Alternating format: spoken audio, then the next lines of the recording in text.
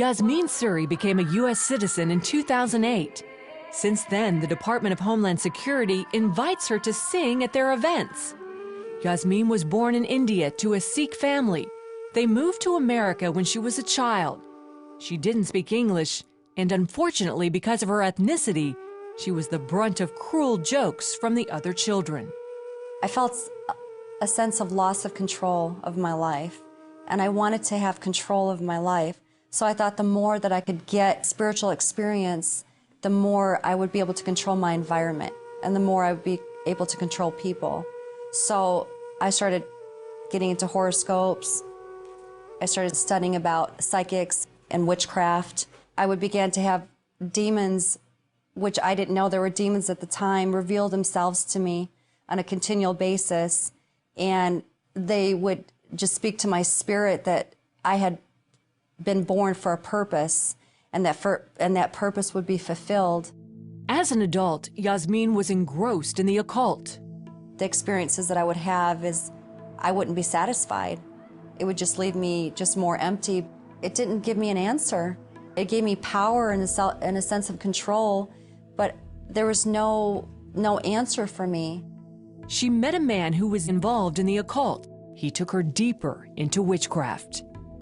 I moved in with him, and we had quite an intense connection when it came to spirit and having the occult draw us together.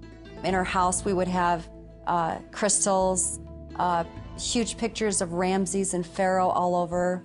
When her birthday rolled around, she asked a friend for a Shirley MacLaine book. Her friend was a Christian.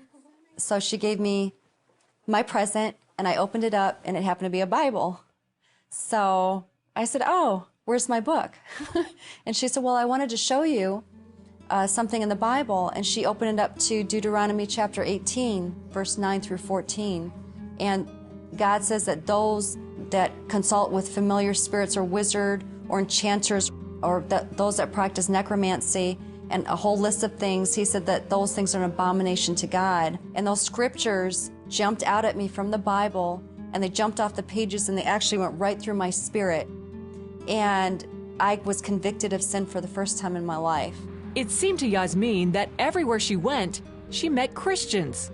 I would ask him questions like, how does this Jesus come inside of you? I mean, what does it mean that you mean another man comes inside of you? What does this born again mean? What does saved mean? So I would ask questions, and even though I didn't understand them, I would still learn. At home, her boyfriend became violent. Yasmeen was also having vivid nightmares that kept her up at night. During this time, another Christian friend gave her a message. She said that the man that I was living with was going to kill me if I didn't leave, and that the Spirit of the Lord told her that I must leave him immediately. When she spoke to me, I just started crying. It broke something in me, and I knew it was God, even though I didn't know God. So I packed all my bags, and I told my mom that I was moving to North Carolina. She moved in with her brother, who invited her to church.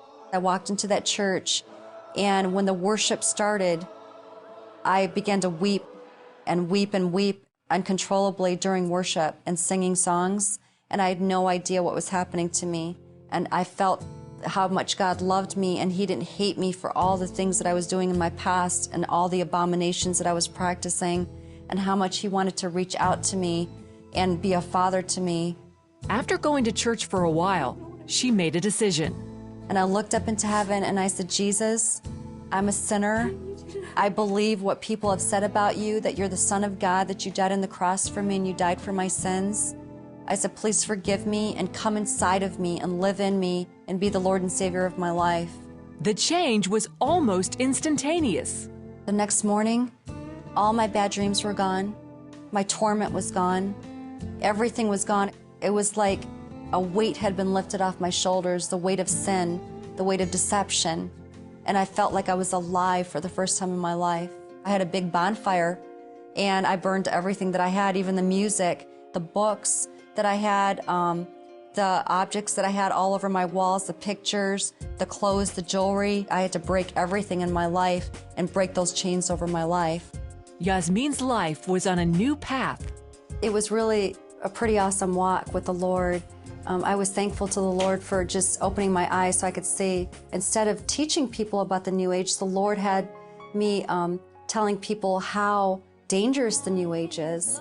She always loved to sing, and as she developed her voice, she knew it was a gift from God. Come to Jesus, come home. I love music because music is such a way that God speaks to our spirit, and God says that He inhabits the praises of His people. I see so many people, whether it's in the church or out of the church, that are so lonely and they're hurting and they're desperate. Jesus is the only one that can fill that void. The Lord really spared me from death, not just spiritual death, but physical death and emotional death. I could have lost my mind. I could have been eternally separated from God. So I thank God for His mercy and His love, that He loved me when I had nothing to offer Him.